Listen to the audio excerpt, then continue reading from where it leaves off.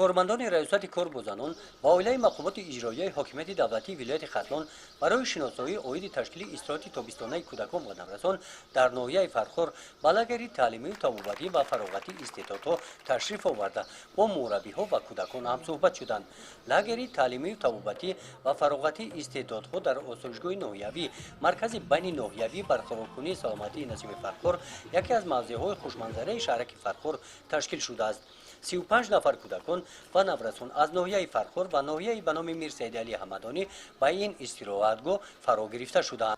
هنگام استراحت کردن در لاگر آنها از تعلیم نیز دور نمی‌باشند.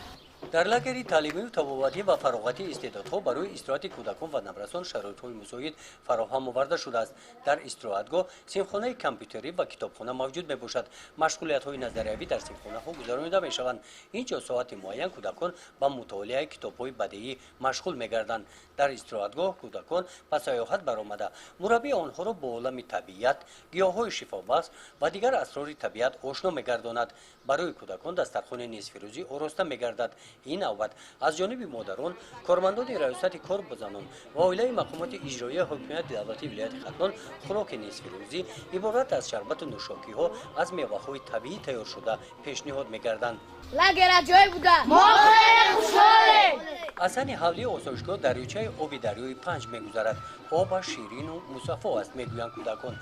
در هوای گرم فرخار از ساحل آب این دریاچه شمال سلخین و فورا می‌وزد. برای سیر و گشت و استراحت در ساحل شرایط‌های خوب مهیا کرده شده‌اند. بعد سیاحت کودکان سری دسترخوان خوراک نصف روزی نشسته از شربت و میوه‌های طبیعی نوش جان نمودند.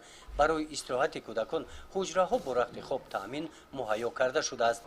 کارمندان ریاست کارگزاران و عالی مقامات اجرایی حاکمیت دولتی ولایت ختلان از این استراحتگاه تأثیرات‌های نیک برداشتند.